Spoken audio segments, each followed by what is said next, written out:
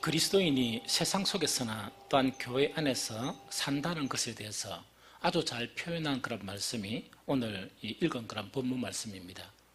제가 한 번 더 읽어보면 내 영혼이 진토에 붙어 사오니 주의 말씀대로 나를 살아나게 하소서 하는 이 말씀입니다.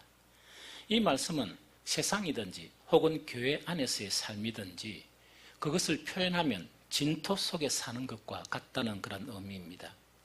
여기서 내 영혼이 진토에 붙어 사오니 라는 말을 다른 성경에 이래 살펴봤습니다. 그런데 그 다른 성경 중에 가장 잘 표현되어 있는 것이 NIV에 포함되어 있었습니다. I am laid low in the dust 이래 되어 있습니다. 아마 이것을 이렇게 번역할 수 있을 것 같아요. 내 영혼이 흙먼지 쓰레기 속에 놓여 있다. 혹은 다른 걸로 표현하면 내 영혼이 쓰레기 속에 던져져 있다 하는 그런 이 표현입니다. 이것을 조금 더 과격한 말로 표현하면 우리가 이 세상을 살아가는 이 세상 혹은 우리가 거룩하다고 보는 이 교회 안에서의 그런 생활 자체를 이렇게 묘사한 것인데 이것 자체가 좀 과격하게 표현하면 내가 지독한 냄새 나는 시궁창 속에 살아간다 하는 그런 의미입니다. 그런데 이 짧은 본문을 효과적으로 이해하려면 우리는 몇 가지 고려를 하면서 이 성경 자체를 이해해야 됩니다. 제일 첫 번째로 우리가 고려해야 될 것은 내 영혼이 진토에 붙어 사오니 하는 요 말씀입니다. 그래서 여기서 내 영혼이란 이 말입니다. 내 영혼이란 말은 두 가지 그런 의미를 우리에게 고려하게 합니다. 첫 번째 한 가지는 영적인 사람에게는 그렇게 보이지만 반대로 육적인 사람에게는 그렇게 느껴지지 않을 수 있다 하는 그거예요.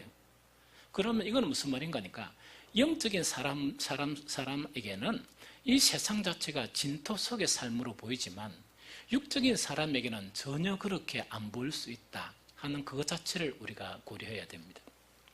두 번째 또 고려해야 될 것은 영적인 사람이라도 영성의 전도에 따라서 느낌이 다를 수 있다 하는 그것을 이야기해요. 우리가 같은 교회를 다니면서 이 세상을 보는 관점 또한 교회 안에서의 그런 삶을 보는 관점 자체가 영성에 따라서 어떤 사람은 진토 또 더 심한 그런 진토로 보이고 어떤 사람은 전혀 그렇게 또한 안 보일 수도 있다 하는 그것 자체를 고려해야 됩니다. 또 우리가 이 말씀을 잘 받아들이려면 또 한 가지 더 고려할 사항이 있습니다. 분명히 목사가 설교하면서 세상 속에서 삶 이러면 이해가 되는데 세상 속에서 살든지 혹은 교회 안에서 생활하든지 진토와 같은 그런 인생이다 이래 이야기하니까 여러분들 중에는 의아하게 생각하는 분들이 있습니다. 왜 목사님이 세상과 교회를 그렇게 같이 보는가? 교회는 달라야 되지 않고 또 교회는 다르지 않느냐? 이런 반문을 하는 분들이 있을 겁니다. 그 반문은 맞습니다. 타당합니다. 단지 그 반문이 타당하려고 그러면 정말 이렇게 되면 타당합니다. 교회에는 다 훌륭한 수준의 영적인 사람들만 모여 있으면 그 말이 맞아요. 그런데 교회라는 것을 우리가 잘 알아야 돼요. 교회는 이 세상 사람들을 영적인 사람으로 변화시키는 곳이 교회입니다. 또 그것뿐만 아니고 교회는 딱 이렇게 카트라인을 정해가지고 어느 정도 선한 사람만이 교회에 들어오고 그 카트라인에 이하되는 죄인들은 못 들어온다 이런 것이 아니고 모든 사람이 올 수 있는 곳이에요. 그래서 교회는 죄인을 의인으로 만드는 곳이 바로 교회입니다. 그래서 어떤 경우에는 교회에 속한 사람이 세상 사람들보다 더 나쁜 일을 저지르는 경우도 허다합니다. 이걸 모르면요, 이걸 못 받아들이면 신앙생활 못합니다. 뿐만 아니고 교회 다니는 어떤 사람들 중에는 어떤 사람들이 있느냐, 교회를 하나님과 관계없이 자기의 목적에 따라 다니는 사람들도 교회는 있습니다. 그럼 어떻게 되느냐, 이런 사람들은요 거의 세상 사람들하고 수준이 비슷합니다. 그런데 이런 사람들 중에는 세상 사람들보다 더 못한 사람들도 있다고 우리는 받아들여야 됩니다. 더군다나 예수님께서는 어떻게 말씀하시느냐, 앞으로 이제 교회가 형성되는데 이 교회에는 하나님의 말씀을 막 뿌리면 정말 이렇게 참 열매 맺는 그런 이제 성도들로 자라나야 되죠. 그것만 있는 게 아니고 교회에는 가라지도 있다. 그걸 이야기합니다. 이 가라지라는 것은 쉽게 이야기하면 사탄이 뿌린 씨란 이야기예요. 이거는 하나님의 사람이 아니고 이 사탄의 사람들도 교회에 있을 수 있다 하는 것을 우리가 인정해야 됩니다. 또 오늘 이 말씀, 내 영혼이 진토에 붙어 싸우니 주의 말씀대로 나를 살아나게 하소서 하는 이 말씀을 온전하게 이해하려면 이것도 우리가 고려해야 돼요. 우리가 많은 그리스도인들이 생각하는 게 뭐냐, 직분자들은 다르잖아요. 이 이야기예요. 이 직분자들은 다르잖아요. 맞아요. 대부분의 직분자들은 다 다릅니다. 그런데 다 직분자라고 해서 다 경건한 그리스도인이 아닐 수 있다 하는 것을 우리가 인정해야 돼요. 인정해야 되고 그것을 받아들여야 돼요. 그런데 여기서 직분자라는 것 자체를 어디까지 확장하는 게 좋으냐, 목사도 그럴 수 있다, 이걸 인정하고 받아들여야 한다는 이야기죠. 이걸 인정 못하면 여러분들은 이 신앙생활을 못하고 교회 안에서도 이 신앙생활을 하기가 상당히 어렵습니다. 이제는 다시 본문으로 들어가겠습니다. 영적인 그리스도인이 교회 생활이나 혹은 세상 속에서 살아간다는 것은 무엇을 의미하느냐, 그 살아가는 환경 자체는 내 영혼이 진토에 붙어 있습니다 라는 것이 우리가 사는 현실입니다. 이 우리가 피할 수 없는 우리가 사는 현실입니다. 그런데 그리스도인들은 이런 현실 속에 살아가면서 어떻게 기도하고 어떻게 고백하느냐, 주의 말씀대로 나를 살아나게 하소서 하는 것이 진실되고 참 그리스도인의 기도와 같은 것이 바로 오늘 본문을 이해하는데 참으로 중요한 그런 관점입니다. 자, 이제는요, 진토 속에 산다 그러면 여러 가지 일이 일어나겠죠. 여러 가지 일이 일어났는데, 그럼 진토 속에 살면 이 진토라는 것은 교회 안에서도 그렇고 세상 속에서도 그렇습니다. 물론 교회 안에서는 좀 덜하겠죠. 세상은 좀 더 심하고 그 차이가 있을 뿐이지 이거는 거의 다 동일해요. 그러면 우리 그리스도인들이 진토 속에 살아가는 그런 그리스도인들이 겪는 일이 뭘까, 이걸 알아야 돼요. 그래서 오늘 오전에는 좀 약한 거, 오전 예배는 좀 약한 거, 오후에는 좀 강한 거, 이렇게 해가지고 나누려고 그래요. 그러면 우리가 진토 속에 살아가는 그리스도인들이 무엇을 이렇게, 어떤 것을 이렇게 경험하고 살아가야 되느냐, 여러 가지가 있지만 세 가지로 딱 요약하면 요거예요. 제일 첫 번째로 뭐냐, 정말 보기 싫은 것들을 봐야 되고 또한 듣기 싫은 것들을 들으며 살아야 돼요. 다시 이야기합니다. 우리가 교회 안에서나 이 세상 속에서 보기 싫은 것들을 봐야 되고 듣기 싫은 것들을 듣고 살아야 됩니다. 그런데 우리 그리스도인들이 알아야 될 건 이거는 죽을 때까지 안 없어집니다. 예수님이 이 땅에 다시 오실 때까지 절대로 없어지는 게 아닙니다. 두 번째로 뭐냐니까, 그러면 보기 싫은 것하고 듣기 싫은 것 그것만 보고 듣고 끝나는 게 아니고 내가 간접적으로 피해를 입는다는 이야기죠. 가끔씩은 간접적으로 피해를 입게 돼요. 그리고 세 번째로는 뭐냐, 아주 가끔씩은 내가 직접적인 그런 피해의 당사자가 될 수도 있다 하는 것을 우리는 잊지 말아야 됩니다. 그러면 이럴 때 우리가 나타나는 그런 반응은 어떤 것인가? 사람의 성향에 따라 달리 이 반응이 나타나요. 그런데 크게 두 가지로 딱 구분하면, 하나는 그 사람의 성격과 성향에 따라 방어적인 반응이 나타나는 사람이 있어요. 이 사람들을 세상에서는 어떻게 이야기하느냐, 좀 착한 사람 이렇게 이야기해요. 그래서 이 사람들은 늘 방어적인 반응만 나타나요. 그런데 이와 반대 방향으로 공격적인 이 반응이 나타나는 사람이 있어요. 이 사람들을 우리가 세상에서는 뭐냐, 좀 가격한 사람 이렇게 이제 표현을 해요. 그래서 방어적인 그런 반응이 나타나고 또한 공격적인 반응이 나타나는데 각각의 두 가지만 이렇게 예를 들어서 설명했으면 좋겠습니다. 제일 첫 번째로 방어적인 반응을 나타나는데 그 방어적인 반응 중에서 가장 중요한 첫 번째가 스트레스를 받아요. 이 스트레스를 받아요. 그래서 보고 듣는 것도 스트레스가 되지만 내가 간접적으로 이렇게 어떤 문제를 당하면 더 스트레스를 받죠. 직접적으로 이런 문제를 당하면 더 큰 스트레스를 받아요. 이것은 보편적이에요. 보편적이라는 것은 뭐냐? 교회를 다니는 사람이건 이 세상 사람이건 스트레스 받는 것은 다 동일합니다. 그런데 우리 그리스도인들은 이런 상황 가운데 스트레스를 받죠? 받기는 안 받아요. 받기는 받지만 세상 사람들과 그 스트레스를 받는 것 자체가 좀 달라져야 돼요. 그래서 그리스도인들은 스트레스를 받지만 이런 스트레스를 받으면 안 돼요. 제일 첫 번째로 뭐냐니까 어떤 사람은 스트레스를 딱 받는데 몸에 이상 현상이 나타날 정도로 스트레스 받는 경우가 있어요. 이거는 뭐냐니까 입맛이 똑 떨어지고 머리가 아프고 막 이런 거 있죠. 소화가 안 되고 이런 거 있죠. 그리스도인들은 이런 스트레스 받으면 안 돼요. 사실은. 또한 두 번째 어떤 스트레스 받으면 안 되느냐, 정신치료가 필요할 만큼 이 스트레스 받으면 안 돼요. 그래서 처음에는 그런 스트레스를 받더라도 점차 믿음을 통해서 이런 스트레스 받는 것에서 벗어나야 됩니다. 그러면 우리가 이제 궁금한 것이 뭐냐, 그럼 스트레스를 받는데 내가 받고 싶어 받는 게 아니고 내 속에서 받아주는 걸 어떻게 합니까? 이런 이야기거든요. 그럼 어떻게 하면 이런 스트레스를 적게 받느냐? 참 어려운 그런 문제입니다. 성경의 그런 전반적인 부분에서 이 스트레스를 적게 받는 것 딱 이렇게 꼬집어서 이야기하는 게 아니고 전반적으로 이렇게 가르치고 있고, 또한 사회적으로도 해답을 가지고 있습니다.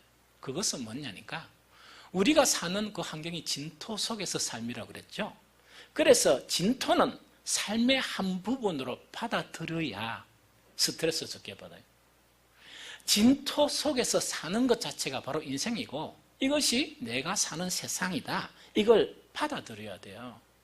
이걸 못 받아들이고 막 항변하고 이걸 못 받아들이고 막 소리쳐도 절대로 문제는 해결되지 않습니다. 한 예를 들면 제가 그 한 젊은이 요즘 이래 보니까 참 괜찮은 젊은이다 하는 그런 젊은이하고 가끔씩 이래 통화를 해요. 물론 통화하는 것은 뭐냐, 좀 힘든 일이 있을 때마다 전화하고 나는 이렇게 대답을 해주고 이래요. 이 젊은이는 참 성품이나 참 좋은데 이 젊은이의 그런 뭡니까 좋은 부분이 있어요. 요즘 직장 구하기가 너무 힘들잖아요. 힘든데 이야기 들어보면 꽤 괜찮은 직장을 쉽게 구해요. 너무 신기해요. 단점은 뭐냐, 쉽게 구하는 직장을 빨리 때려쳐요. 그래서 그게 단점이에요. 그래서 보통 전화 받는 경우는 이런 경우입니다. 직장 구했을 때 희망에 찬 막 이래가면 자랑을 합니다. 이번 직장은요 이러면서 막 자랑을 합니다. 그런데 저는 늘 걱정해요. 언제 때려치할까 이렇게 걱정을 해요. 제 예상과 거의 비슷하게 조금 있으면 또 전화 옵니다. 뭐냐, 시궁창입니다. 이 이야기거든요. 즉 진토단 이야기거든요. 그래서 때려쳐야 되겠습니다 하는 그거 자체를 이렇게 이제 이야기하는 거예요. 그래서 제가 할 수 있는 말은 뭐냐 이런 이야기예요. 조금 이 종류는 다르지만 어디 가든 똑같아. 어디 가든 똑같아. 네가 어떤 직장을 가든 똑같아. 그냥 막 의진하면 참고 있으라. 이러는데 이건 막 시큰둥하게 이래합니다. 얘는 또 전화 옵니다. 뭐냐니까 시궁창에 대한 일을 막 늘어나요. 늘어나서 때려쳐야 되겠다는 이야기입니다. 그 이야기거든요. 자, 어디 가나 똑같아. 이렇게 제가 이야기를 하면 이론적으로 받아들여요. 그러나 실제적으로 못 받아들이다 보니까 또 쳐버리는 거예요. 그런데 또 조금 있으면 또 구해요. 그래서 구할 때마다 걱정이 돼요. 왜? 또 때려쳐야 할 건데 이야기거든요. 자, 여기서 아주 중요한 그런 관점이 있어요. 제가 그 친구를 보면서 늘 이렇게 생각하는 것이 뭐냐, 이 애가 세상을 받아들여야 되는데 정말 지 속에 있는 아직 젊기 때문에 이상적인 그런 거 있죠. 이게 있다 보니까 스트레스를 너무 많이 받는 거예요. 물론 그 애도 뭐냐니까 이 세상을 살아가면서 차츰 이것이 내가 사는 세상이구나, 이것을 받아들이게 되면 그 다음 직장에서 받는 그런 스트레스가 좀 덜 받을 수도 있어요. 우리도 마찬가지예요. 교회 와서 가장 많이 스트레스를 받는 것은 뭐냐, 이 세상에 있는 것은 이제 인정을 하는 거예요. 딱 하는데 교회 와서 딱 보니까 어떤 시궁창을 이렇게 또 경험하다 보니까 놀라는 거예요. 그럼 제가 말씀드린 것 같이 교회는 거룩한 사람 시험 치거나 인성검사 해가지고 아주 거룩한 사람들만 모여 있으면 그 시궁창 냄새가 안 나죠. 교회는 뭐냐니까 바로 죄인을 뭐로요? 의인으로 만드는 곳이 바로 교회입니다. 그래서 교회는 그렇고 또 교회는 구원이 목적이 아닌 하나님이 목적이 아닌 자기 목적을 가지고 이렇게 오는 사람도 있고, 심지어는 교회를 파괴하기 위해서 사탄의 그런 일꾼들도 교회에 속해 있다 하는 이것을 인정해버리면, 아, 교회도 이런 일이 일어날 수 있구나, 이렇게 우리가 이렇게 생각하면서 신앙생활을 잘할 수 있는데, 그걸 못 받아들이는 게 문제예요. 스트레스 덜 받는 것은 뭐냐? 시궁창은 뭐냐? 또한 진토는 뭐냐? 우리가 살아가는 세상이고, 내가 난 세상이고, 근데 우리 부모들이 그 세상 가운데 나를 길렀고, 또 나도 이 세상을 살아내야 되고, 나도 이런 세상 가운데 내 자식들을 길러야 된다. 이걸 받아들이면 사람이 강해져요. 강해지면서 스트레스를 좀 덜 받을 수가 있다는 그 부분이죠. 방어적인 그런 반응이 있죠. 무슨 이런 일이 일어나느냐, 정말 이런 일이 일어나느냐 하는 그런 것에 대해서 방어적인 부분 두 번째예요. 이거는 좀 위험한 생각이에요. 위험한 것인데, 이거는 뭐냐?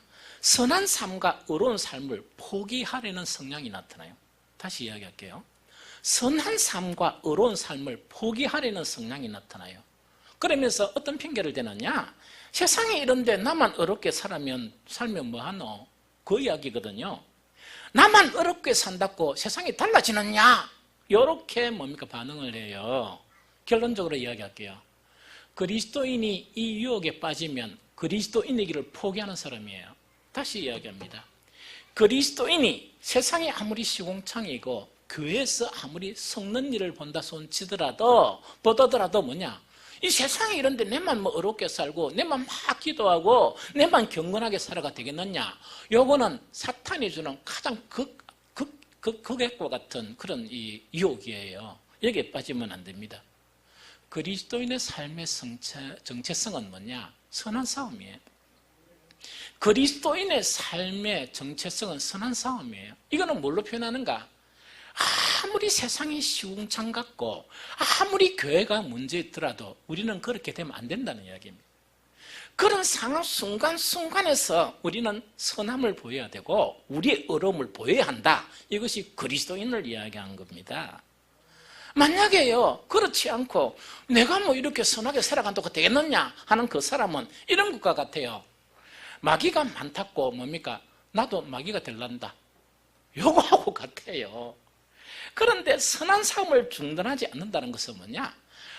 아무리 시궁창과 같은 그런 세상이나 아무리 여러 가지 문제가 일어나는 그런 교회 속에서도 나는 하나님의 아들이 되어야 된다, 나는 하나님의 아들이 되어야 된다 하는 그 다짐하는 것과 똑같아요. 그래서요, 정말 우리가 두 번째 이런 유혹이 있죠. 만약 어려운 일들이 막 일어나고 온통 사람들이 배신하고 배반하고 정말 이거는 일어나지 않을 것을 행위를 하고 하는 것을 본다 손치더라도 우리는 우리의 선한 삶과 의로운 삶을 포기해서는 안 됩니다. 그거는 절대로 포기해서는 안 됩니다. 그래서 포기하지 않고 믿음으로 승리하는 여러분들이 되시기를 축복합니다.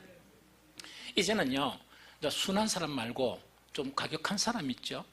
가격한 사람들은 어떤 반응을 나타내는가? 그 두 가지를 이야기할게요. 가격한 사람 제일 쟁걸 이럽니다. 어떤 사람 스트레스만 이래 받아요. 받아가 막 그래가지고 있습니다. 좀 가격한 사람도 같은 스트레스를 받죠? 어떤 정도가 딱 지나치면 왜 합니까?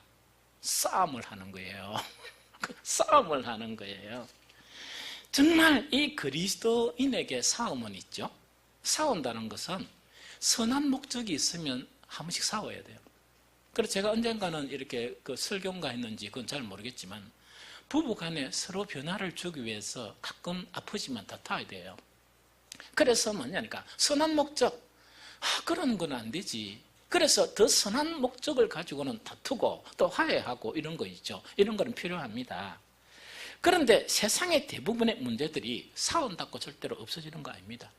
싸우게 되면 그 일어난 문제들도 힘든데 싸우고 나면 그 여파가 엄청나게 이렇게 다가와요.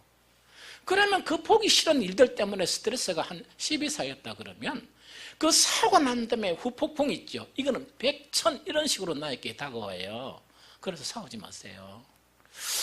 지난 한 2주간은 이 목사가요, 사람 말리는데 혼이 났었어요.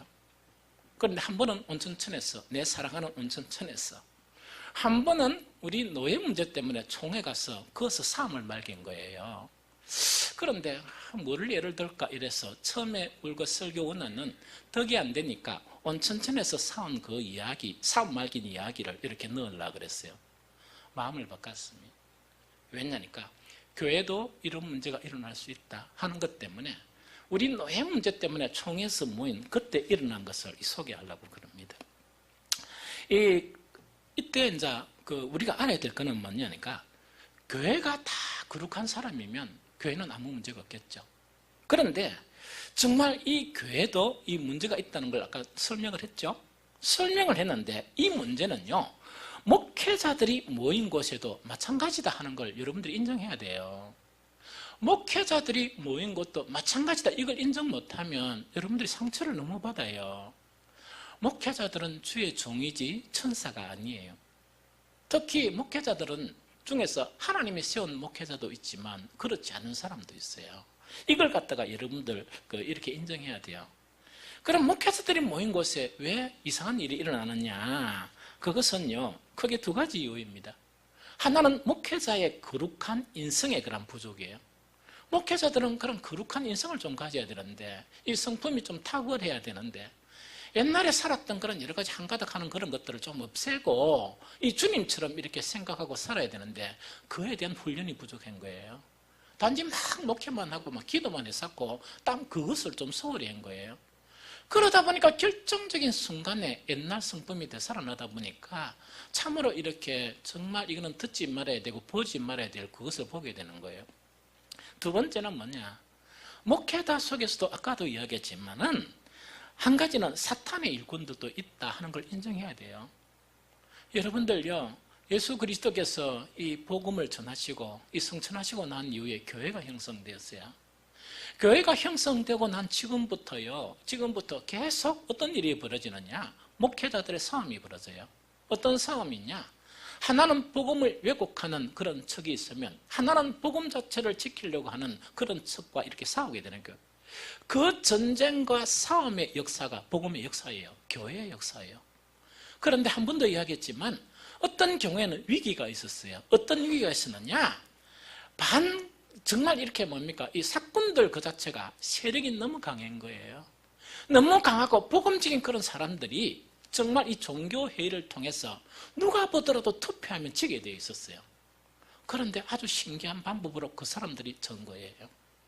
그 사람들이 전 거예요. 그래서 항상 목회자들이 있는 곳에도 이런 다툼이 일어날 수 있다 하는 것 자체를 인정해야 되고, 여러분들 신문에 막 나고 막 이런 거 있죠? 이런 거는 뭐냐, 그러니까 막 비방하고 하는 사람들 있죠? 그거는 뭐냐니까 그 사람들이 진짜 순수한 목회자를 비방하는 게 아니고 저거 식구들을 비방하는 거예요. 저거 동료들이 목회자가 된 거예요. 그래서 저거를 비방하는 거예요.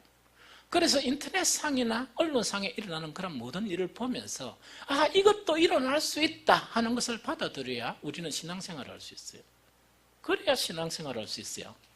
자, 이제 거룩한 총회에서 산말기 있던 이야기 할게요. 아주 재밌죠? 두 부류의 그런 목사님들이 있었습니다. 그러고 어디에 갔든지 두 부류의 그런 부류가 있어요. 특히 그 중에 어떤 사탄의 일꾼이 아닌가 의심 가는 그런 사람들은 대부분 뭐 가지고 움직이느냐? 한 가지는 돈과 움직여요. 그런데 돈과 움직이는데 거기에 딱 속아 넘어가는 장로, 돈 많은 장로들하고 목사들도 왜 그 사람들은 그런가 모르겠어요. 아직 아직까지 거듭을 못 나는 것 같아요. 그냥 분별력이 없죠. 이런 사람들이 이 돈을 투자하는 거예요. 그런데 투자한 돈은 반드시 배 이상 빼먹는다 그래요. 어쨌든 간에 그 원리는 잘 모르겠지만, 그래서 사탄의 일꾼들은 돈과 정치적인 힘으로 이 세력을 구축하고 있습니다. 그런데 제가 이렇게 이야기하는데 오해하면 안 돼요.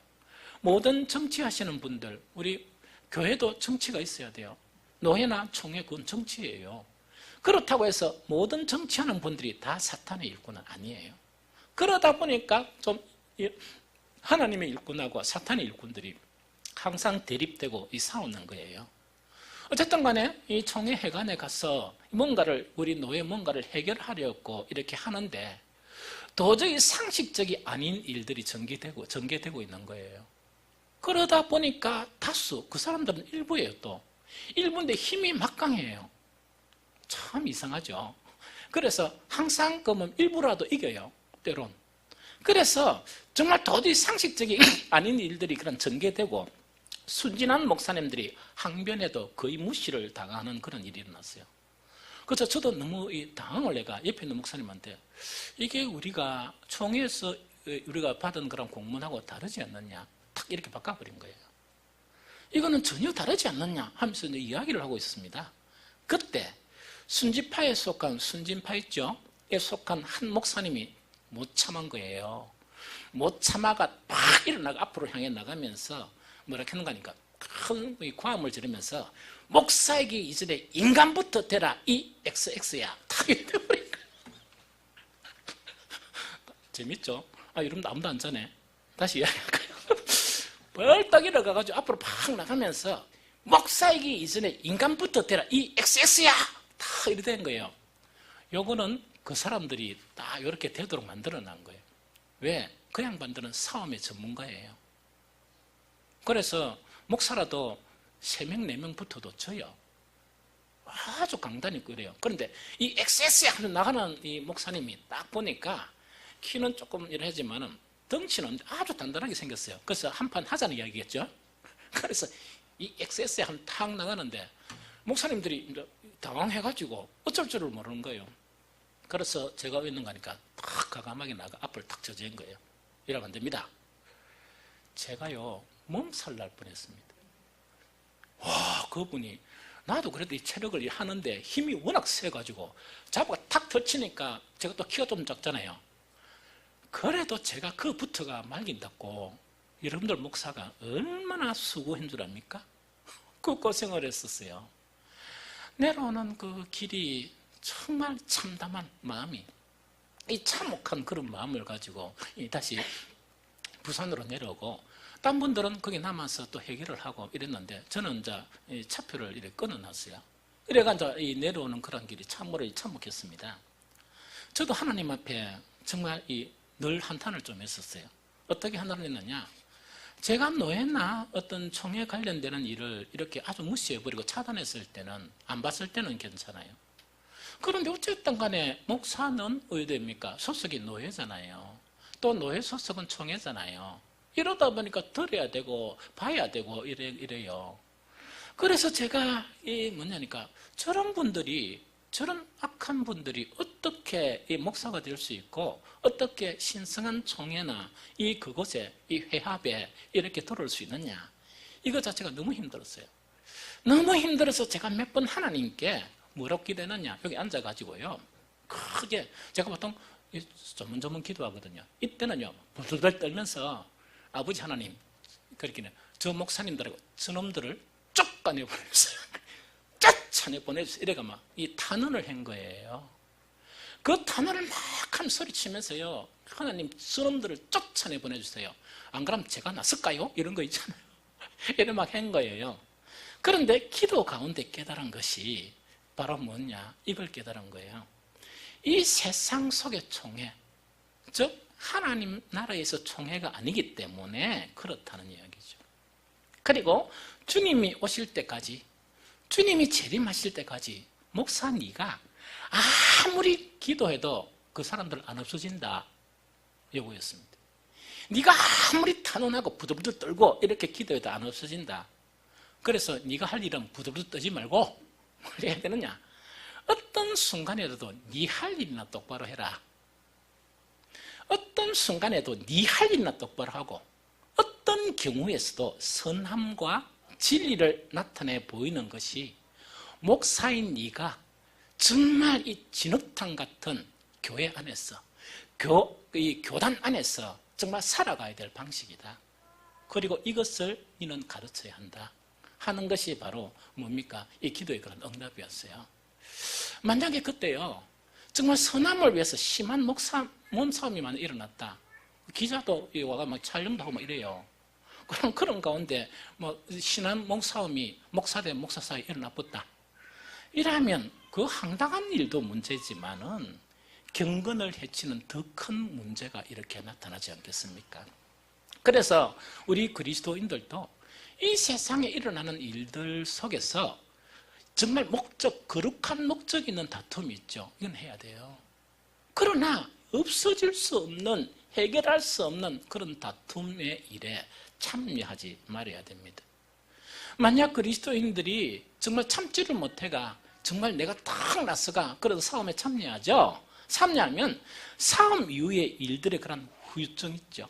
감당하지 못할 여러 가지 일들, 그 일들도 우리는 또 짐으로 더 받게 되고, 또 그로 인한 스트레스는요, 한순간 딱 참으면 되는데, 기도하면 되는데, 하나님이 해결하시도록 이렇게 맡기면 되는데, 그래야지 못한 그런 대가를 이 톡톡히 치러야 되는 그런 일들이 벌어집니다. 또 한 가지 왜 싸우지 말아야 되느냐? 그 사람들이 싸운다고 우리 경건을 인정하겠습니까? 아닙니다. 그 사람들과 싸우면 그동안 싸워왔던 내 경건에 손상을 입게 됩니다. 그래서 그것을 회복하려고 그러면 많은 시간이 걸리고 많은 회개가 필요하고 또 많은 기도가 우리에게 필요해요. 그래서 그러지 마세요. 마지막으로 공격적인 것 중에 또 한 가지가 있습니다. 이거는 최악입니다. 최악. 싸움도 하지 말아야 되는데 이건 최악입니다. 이거는 뭐냐니까, 내가 이래 당했잖아. 뭐 한단 말입니까? 내가 복수를 해야 되겠다. 이 이야기입니다. 다시 이야기합니다. 가장 이건 하지 말아야 될 게 뭐냐, 내가 당한 만큼 이렇게 좀 갚아주거나, 안 그러면 내가 욕을 당했으니까 내가 좀 갚아줘야 되겠다 하는 그거죠. 그거는 생각조차 하지 말아야 합니다. 결론적으로 말하면 복수는 안 됩니다. 그리스도인에게. 히브리서 10장 30절에 어떻게 가르치느냐, 원수 갚는 것이 내게 있으니 내가 갚으리라 하시고 또다시 주께서 그의 백성을 심판하리라 말씀하신 것을 우리가 아노니, 이 이야기입니다. 아무리 억울한 일을 당해도, 아무리 내가 간접적으로 피해를 입고 직접적으로 피해를 입어도 원수는 하나님이 갚는 것이에요. 우리는 뭘 해야 되는가? 원수 갚는 것이 우리 일이 아니고 그 일을 통해서 우리는 선을 보이며 살아가야 됩니다. 그것이 그리스도인이 살아가는 삶의 그런 방식입니다. 예수님도 이렇게 가르치죠. 마태복음 5장 39절 전반절에 보면 나는 너희에게 이르노니 악한 자를 뭐 하지 말라? 대적하지 말라는 이야기예요. 싸우지도 말고 원수도 갚지 말라 하는 그거를 이야기합니다. 그리스도인들에게 원수 갚는 것은 금기사항입니다. 금기사항입니다. 오히려 원수를 사랑하고 박해하는 자들을 위해서 기도하는 선을 보이는 것이 성경에서 그리스도인들이 악한 일들에 대해서 가르치는 가르침입니다. 이것을 여러분들 마음에 새겨둬야 됩니다. 자, 그러면 마지막으로 이제는 우리는 어떻게 정말 이렇게 이 시궁창 같은 진토 속에 살면서 우리는 일어난 일들을 대처하며 사는 것이냐, 이것을 이제 마지막으로 말씀드리고자 합니다. 결론부터 다시 말하면 악한 세상은 뭐한다? 바뀌지 않습니다. 내가 아무리 항변하고 내가 아무리 저지하려고 해도 바뀌지 않습니다. 이것은 뭐와 같은 건가니까 정말 이런 시도와 같아요. 사탄이 있죠? 사탄이 있으면 내가 항변하고 사탄을 책망하고 사탄하고 막 싸우고 해가 그 사탄을 천사로 만들고자 하는 의도와 같아요. 결코 없어지지 않습니다. 아무리 싸우고 또 아무리 바른 말 해도 세상은 여전히 보기 싫고 듣기 싫은 일을 만나게 되고, 또 이 일을 통해서 가끔씩은 우리가 뭡니까? 간접적으로 피해도 있고 또한 직접적으로 피해를 당하는 이 일은 언제까지 지속되느냐?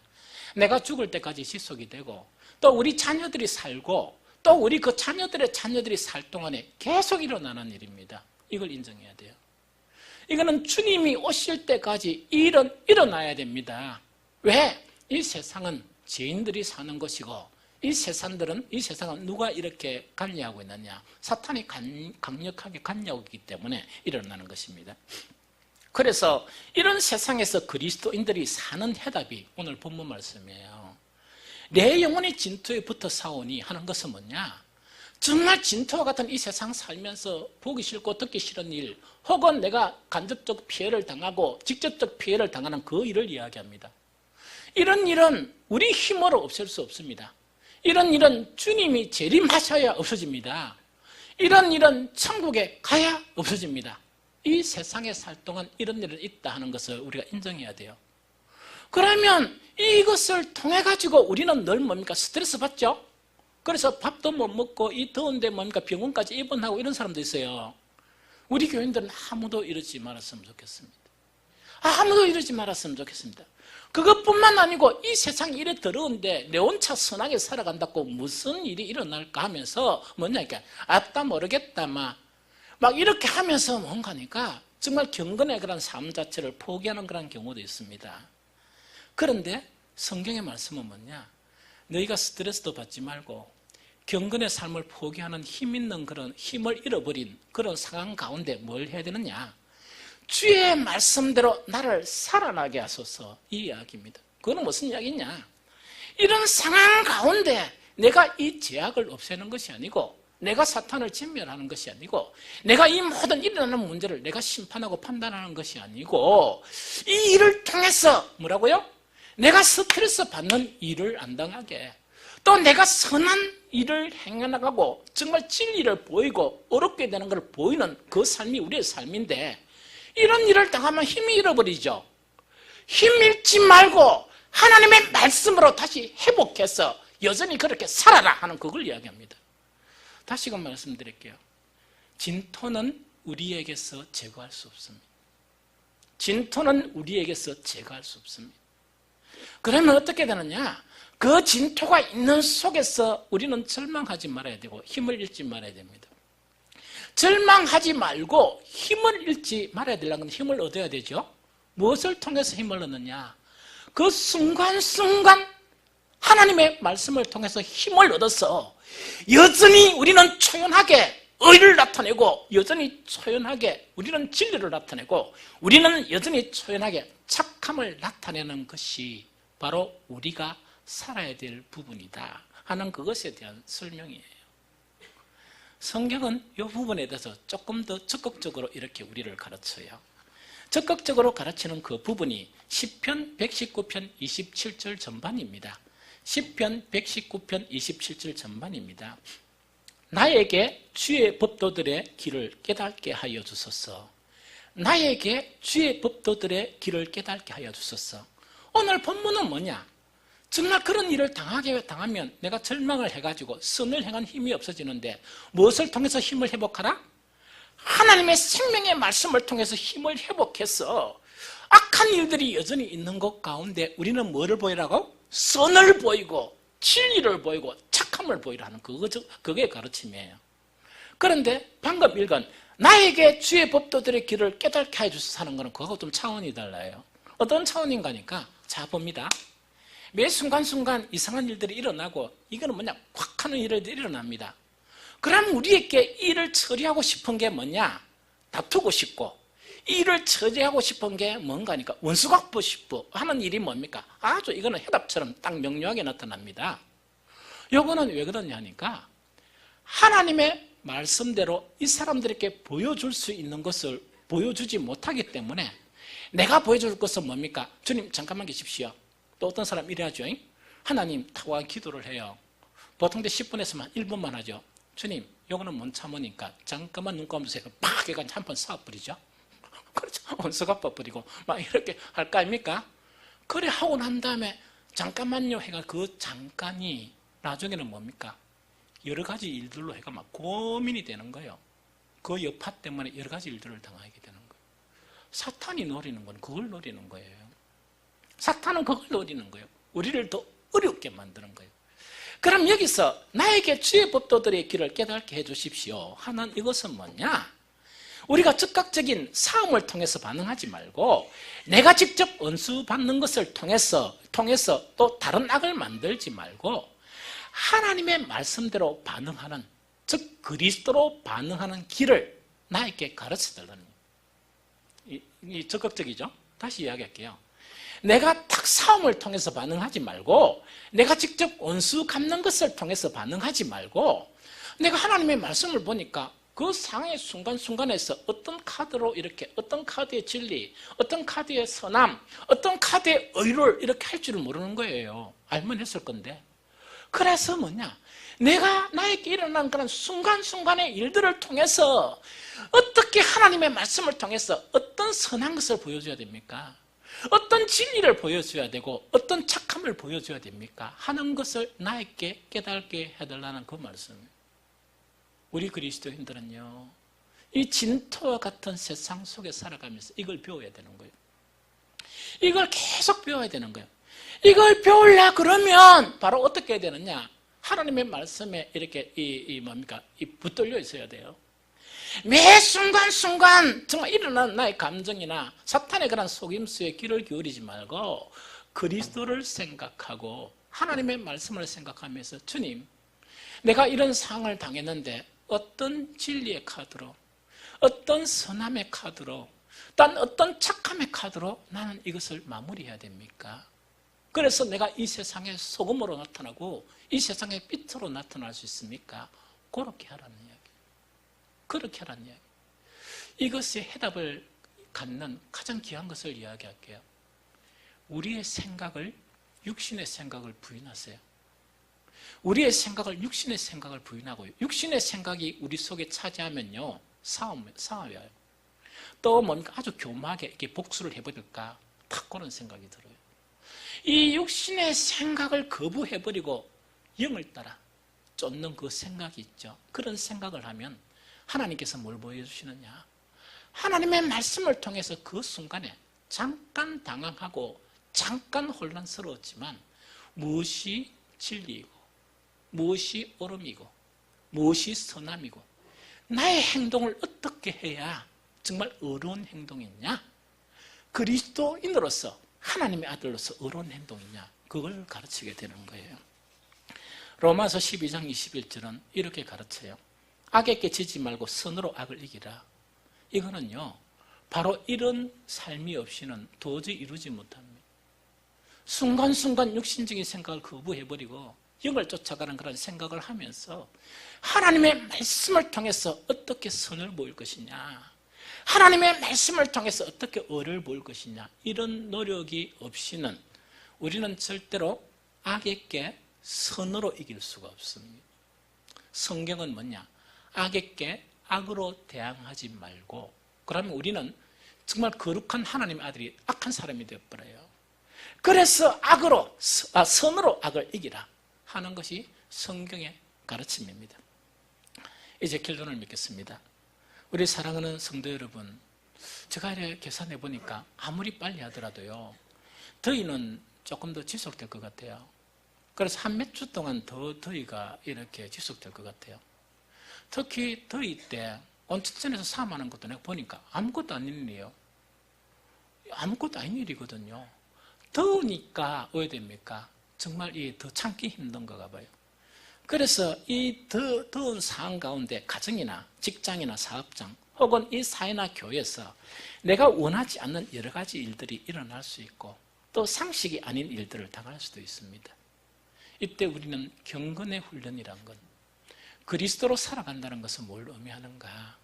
육신적인 생각을 버리고 육신적으로 대처하는 그것을 거부하면서 하나님의 말씀으로 선함을 보이고 하나님의 말씀으로 의로움을 보이는 저와 여러분들이 되시기를 예수 그리스도 이름으로 축복합니다. 우리 찬송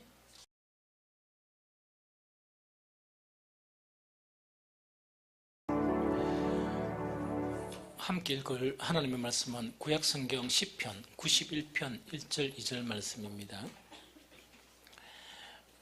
구약성경 시편 91편 1절 2절입니다.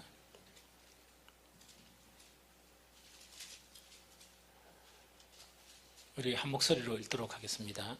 지존자의 은밀한 곳에 거주하며 전능자의 그늘 아래에 사는 자여, 나는 여호와를 향하여 말하기를 그는 나의 피난처시요 나의 요새요 내가 의뢰하는 하나님이라 하리니. 한 번 더 읽겠습니다. 지존자의 은밀한 곳에 거주하며 전능자의 그늘 아래 사는 자여, 나는 여호와를 향하여 말하기를 그는 나의 피난처요 나의 요새요 내가 의뢰하는 하나님이라 하리니. 아멘. 우리 오전 예배 때 나눈 이 요지 자체가 뭔가니까, 우리가 영적인 그리스도인들이 사는 그런 세상 자체는 바로 이 진흙탕 속에서 살아가는 것 같다. 이렇게 이야기했죠.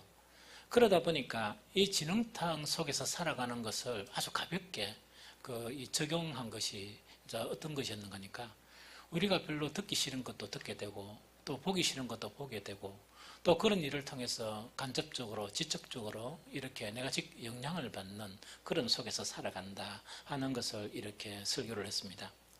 그런데 어떤 의미로는 이런 거는 우리가 살아가는데 좀 가벼운 거예요. 조금 참으면 되고 조금 견디면 되고 가벼운 거거든요.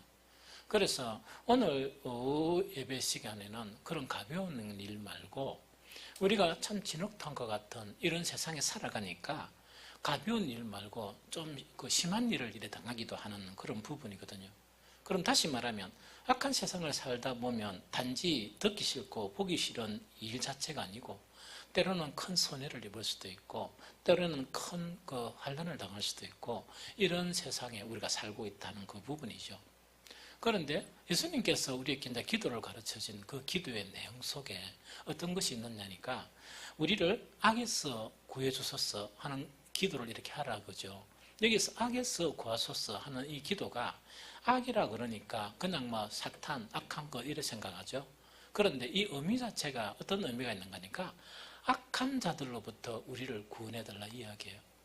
어쨌든 간에 하나님도 사람을 사용하시고 또한 사탄이나 모든 일들도 이 사람 속에 많이 일어나요. 물론 자연적으로 당하는 그런 재앙도 있죠. 그런데 보통 그 부분을 이야기하거든요. 그래서 세상 살아가면서 이 세상 자체가 진흙탕 같은 그런 세상이니까 단지 보기 싫고 듣기 싫고 또 내 기분을 상하게 하고 그런 일만 있으면 참 좋은데 그런 일만 있는 게 아니에요. 그래서 간혹 뭐냐니까 어떤 때 보면 피할 수 없는 정말 어떤 심각한 그런 문제를 당할 수도 있고 여러 가지 그런 일도 당할 수 있다는 그 이야기죠.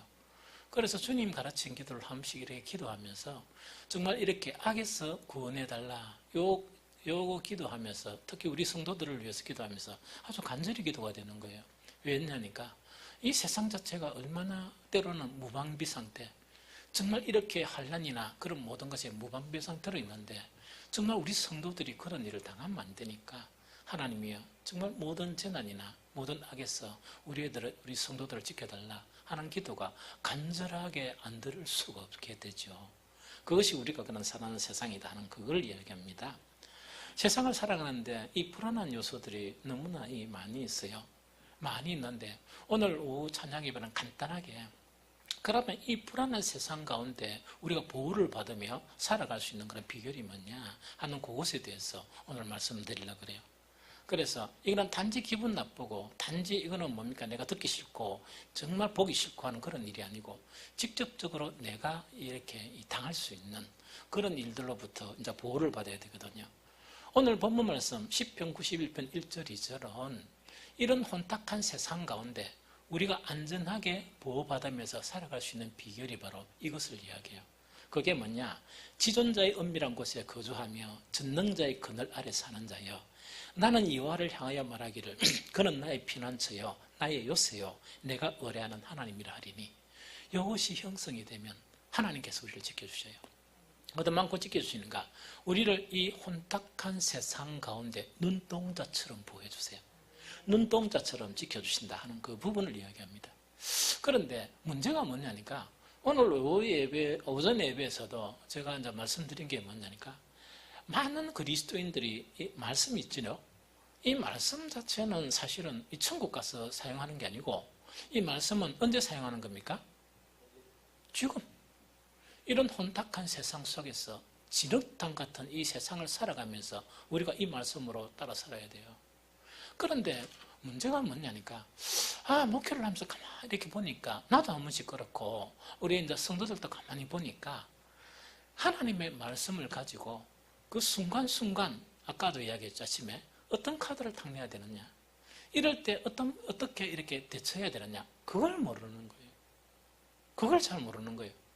그러다 보니까 하나님은 이 세상 살면서 그렇게 살아가도록 이 말씀을 주셨는데 이 교회 안에서 예배드리면서 이 말씀 별로 할 게 없어요. 왜냐니까 예배드리는데 누가 이런 일이 일어납니까? 저런 일이 일어납니까? 잘 안 일어나잖아요. 대부분의 말씀 자체 즉 선함을 보이고 의롭게 나타나고 하는 것은 이 세상이 의롭지 않기 때문에, 이 세상이 악하기 때문에 너희들이 하나님의 아들이 뭐라고요? 그럴 때마다 선을 보이고 그럴 때마다 의를 보여야 이 암흑 같은 세상 속에서 빛을 보여줄 수 있다. 그 이야기거든요. 그 빛을 보여주고 이 세상 가운데 소금으로서 살 수 있다는 그거 지금 가르치는 거거든요. 그런데 아까도 조진도 잠깐 이야기했지만 우리 이제 생각 가운데서 우리는 항상 두 가지 생각 가운데 살아요. 하나는 육의 생각이에요. 그래서 육의 생각이다 이러면 보통 그리스도인들이 오해하는 것은 뭐냐? 나 예배 잘 드리고 있거든요. 나 기도 잘하고 있거든요. 그때 뭡니까? 영의 생각 안 하는 사람 누가 있습니까? 그때 뭡니까? 이 이상한 사이코가 아니서 그때 무슨 범죄 생각하고 이러겠습니까? 그런데 가장 중요한 그 육의 생각을 이렇게 탁 억눌려야 되는 거는 세상 살면서 어떤 기분 나쁜 일이 생기고 세상 살면서 진흙탕 같은 그런 일을 보면서 내가 딱 육으로 반응 안 하고, 즉 죄를 죄로 반응하지 않고 악을 악으로 반응하지 않고 그런 악 속에서 선으로 딱 반응하게 하는 것이 하나님의 말씀이에요. 그런데 그때 반응해야 될 말씀이 생각이 안 나는 거예요. 왜 안 나는 거니까 딱 교회일 때는 이 영을 생각해요. 성령께서 나를 붙잡아 주십시오 이렇게 생각해요. 밖에 나가다가 어떻게 손해당하는 일이나 어떤 기분 나쁜 일이 딱 하면 그때 뭡니까? 주님 이래가지고 이랍니까? 그럼 주님 잠깐만요 탁 이랍니까? 잠깐만 탁 해가지고 뭐냐니까 이게 세상이지. 예배가 기도하는 거나 예배 시간 이게 다 잊어버리고 뭐라고요? 이게 육으로 이걸 대체하려고 그러는 거예요.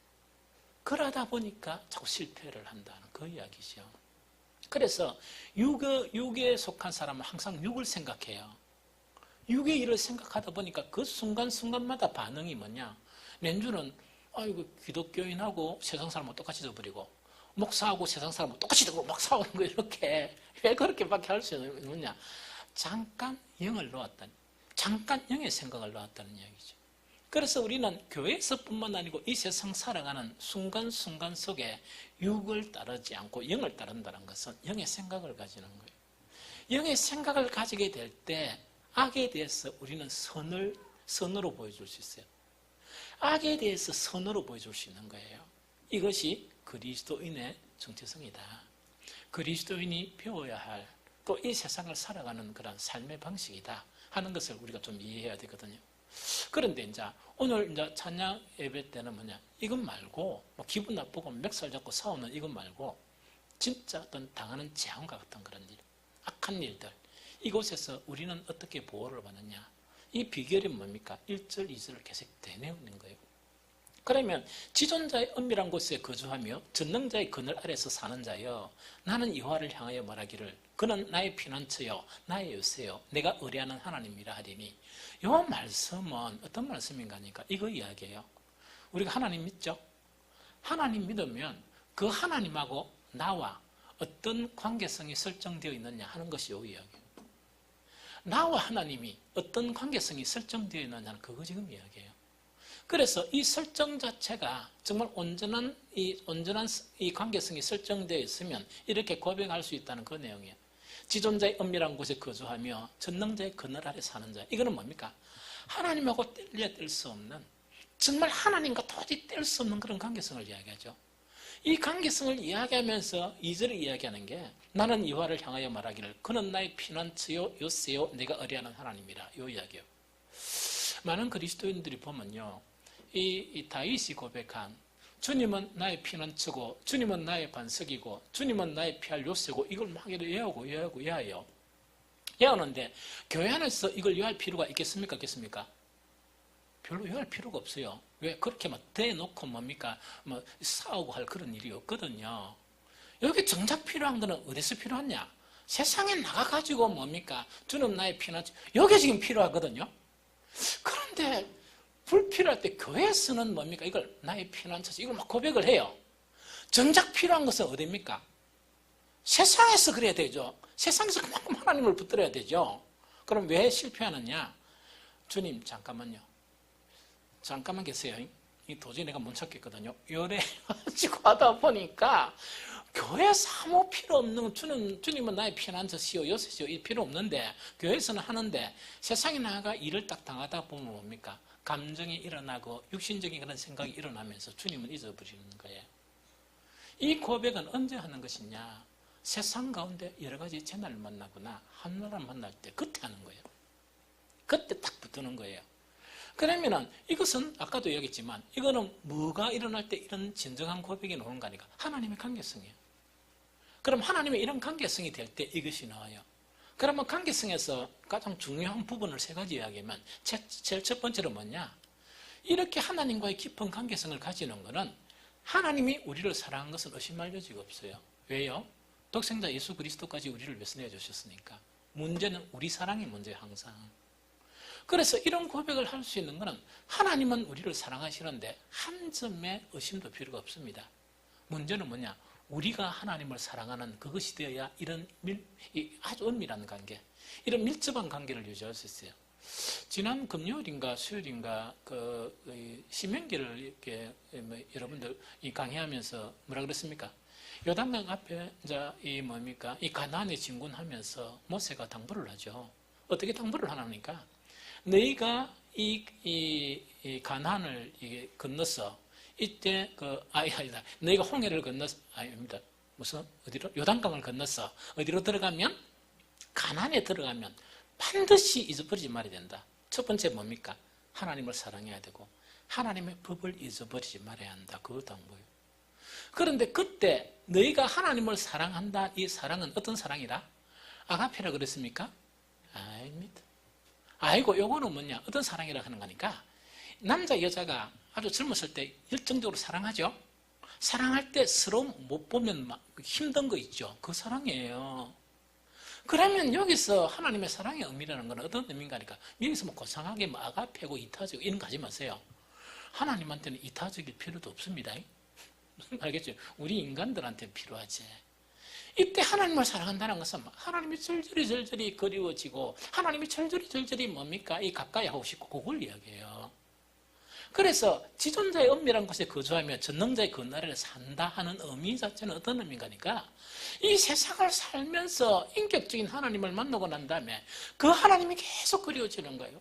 또 그리워지고 난주는 어떤 식으로 되는가 하니까 내가 이 땅에서 가만히 생각해 봅니까? 내가 이 땅에서 사랑할 수 있는 대상은 하나님밖에 없습니다. 이렇게까지 고백할 수 있는 그 사랑을 의미해요. 이게 하나님과의 그런 밀접한 관계성을 이야기합니다. 두 번째 공경의 의미예요. 하나님은 인격적인 하나님이에요. 마땅히 우리가 하나님을 두려워해야 되고 하나님을 공경해야 돼요. 사실은 그거 지금 이야기해요. 그래야 하나님하고 이런 그 밀접한 관계가 형성되고 세 번째 가장 중요한 게 뭐냐? 하나님은 우리에게 명령하세요. 뭘 가지고 명령하십니까? 말씀을 가지고 명령하세요. 하나님이 우리에게 말씀을 가지고 명령하시는 이유가 뭡니까? 우리는 우리의 구원의 길을 몰라요. 몰라서 하나님은 말씀을 통해서 명령하시는 거예요. 이렇게 해야 너희가 온전한 구원에 이른다는 그거 지금 가르치는 거예요. 두 번째 뭔지 압니까? 이런 험악한 세상 가운데 우리가 내일 일을 알 수 있습니까? 모릅니까? 몰라요. 지금 교회 마치고 난 다음에 집에 왜 돼 있는지 몰라요, 사실은. 우리가 어떻게 지금 5분 이후에 우리 일을 합니까? 그런데 하나님은 달라요. 모든 것을 다 아시는 분이에요. 모든 것을 다 아시는 분이 한 치 앞도 모르는 우리에게 이렇게 살아야 된다 하는 그 명령이 하나님 말씀이에요. 하나님 말씀은 우리를 괴롭히기 위한 것이 아니에요.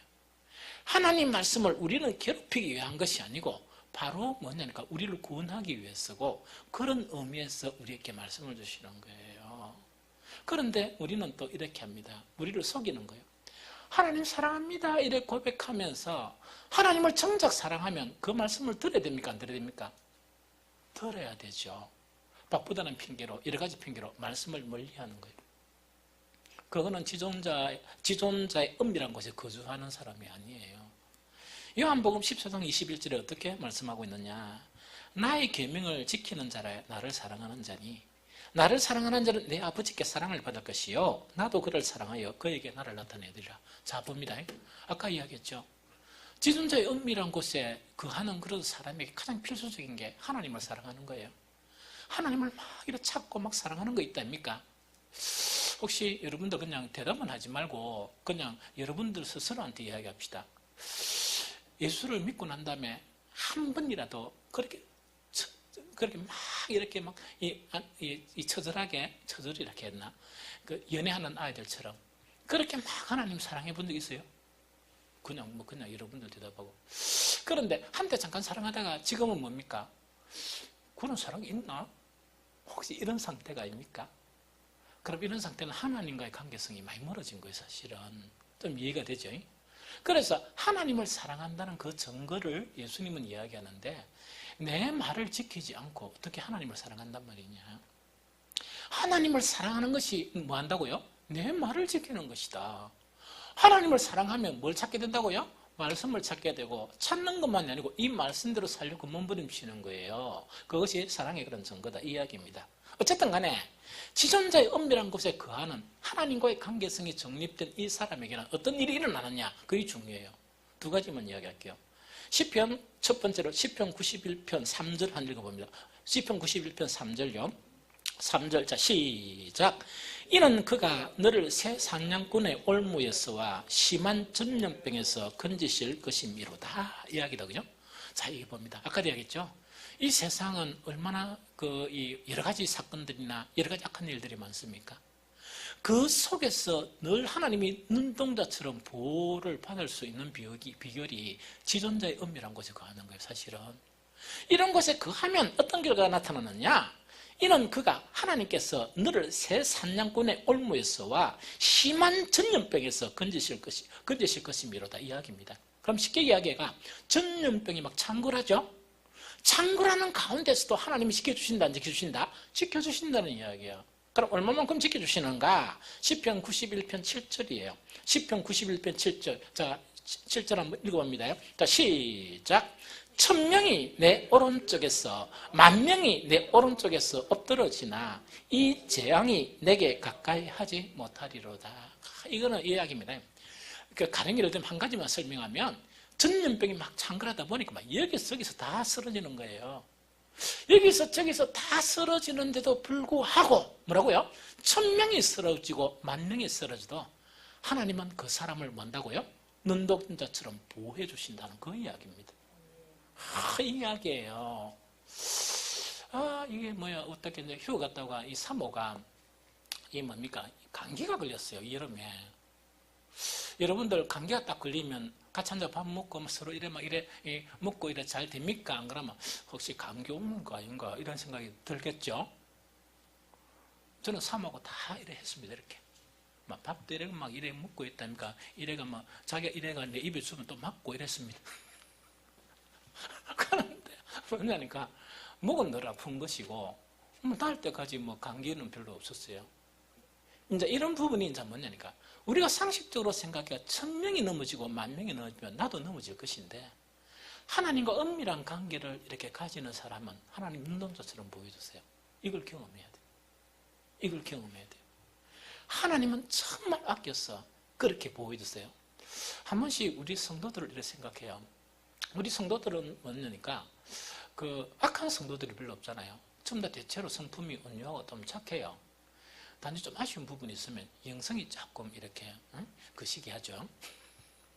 그래서 제가 마태복음 6장 가지고 기도하면 마태복음 6장이 어떤 기도입니까? 기도를 갖다가 이렇게 외식하며 하지 말라 금식도 외식하며 하지 말라 선을 행하도 외식하며 하지 말라 이런 거죠.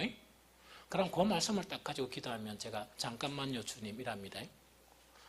주님 우리 성도들은 좀 열심히 기도하게 해주세요. 우리 성도들은 교회 좀 열심히 충성하게 해주세요.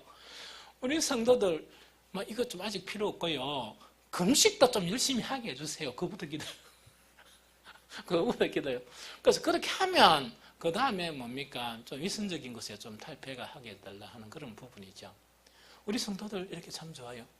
그런데 한 번씩 이렇게 또 보면 뭘 느끼는 거니까 참 이런 세상 속에 살아가면서 하나님이 지켜주고 있구나. 그걸 자꾸 느껴요.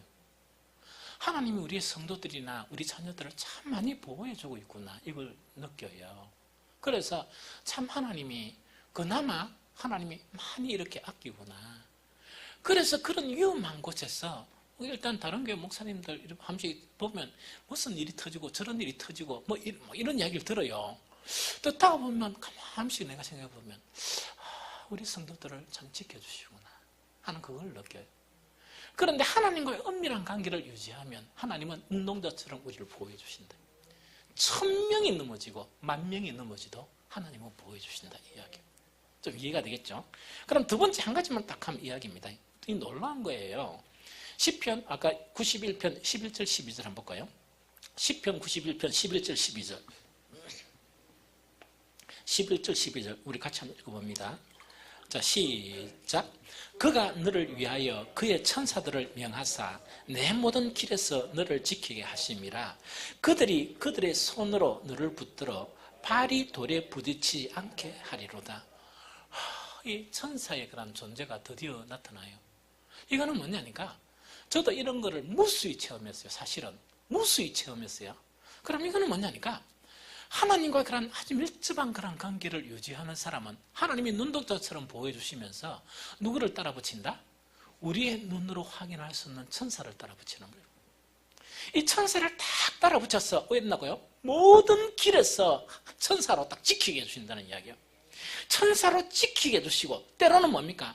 이 발에 탁 부딪히가 넘어지면 큰일 나죠? 넘어지면 큰일 날지라도 뭔가 있긴 그때 탁 이렇게 해가지고 우리 아이들 손 잡고 가면 딱 넘어지면 달랑이 들죠? 그와 마찬가지로 우리를 지켜주신다는 그 이야기예요. 이거 제가 이 체험을 한 거예요.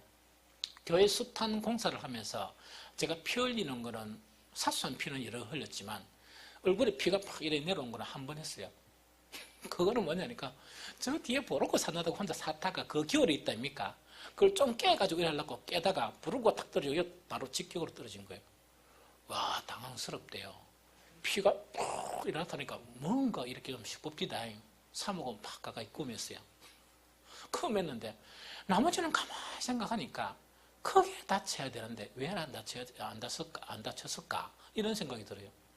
한 번은 이 의자에 올라가 위에서 뭘 한다고 했는데 어쩌다가 균형을 잘못 잡고 그대로 넘어진 거예요. 그래서 제가 넘어지면 자동적으로 하는 게 있습니다. 뭐냐? 발가락 움직여보고 손가락 움직이는 그런 거예요.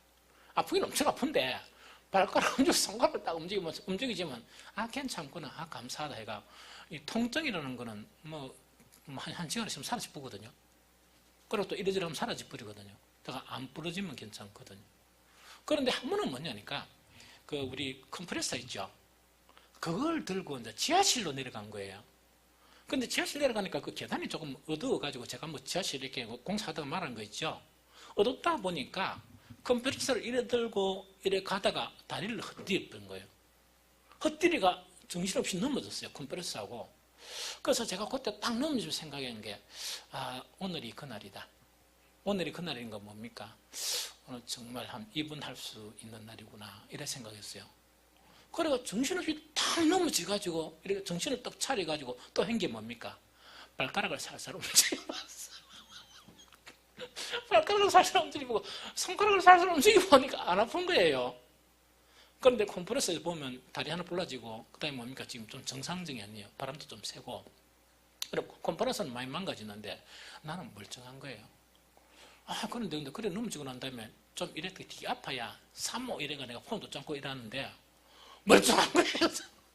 심하게 넘어지는데도 멀쩡하다 보니까 오히려 좀 섭섭한 거예요. 왜냐니까 내가 이렇게 넘어졌다는 걸 한번 이야기를 해봐야 되는데 이야기할 게 아무것도 없고 턱 떨어진 거예요. 이렇게.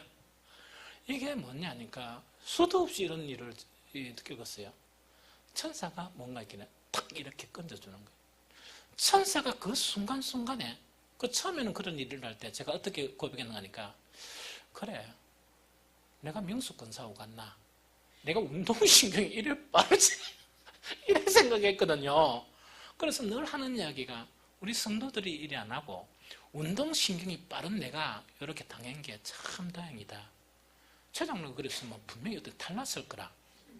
운동을 하나 우리 명수권사나 그런데 그랬는데 나중에 보니까 내가 빨란 게 아니고 뭐라고요? 천사가 순간순간 지켜주신 거예요. 자, 여러분들 정리할게요. 이 세상은요 예적 불후예요. 예적 불후예요. 그래서 이 예적 불후의 세상에서 정말 어떤 사건이 일어나고 어떤 일도 우리가 당할 수 있습니다. 그 순간순간 정말 하나님이 눈독자처럼 보호해주시고 천사를 딱 지켜서 순간순간 탁탁 넘어가게 하는 것. 조금씩은 다치겠죠. 넘어가게 하는 것은 뭐냐? 하나님과의 아주 밀접한 관계가 있는 사람이 그렇게 돼요. 그것이 지존자의 은밀한 곳에 거주하고 전능자의 그늘 아래서 살면서 어떻게 고백한다고요? 여호와는 나의 피난처고 여호와는 나의 요새고 내가 의뢰하는 하나님이다. 이렇게 고백이 돼야 돼요. 그런데 많은 사람들은 앞에 건 지워버려요. 지워버리고 은밀한 관계성은 유지 안 하고 하나님은 나의 피난처 요새 아무리 해봐도 조금만 세당되지 별로 은밀하게 하나님을 지켜주지 못한다는 그 부분이죠.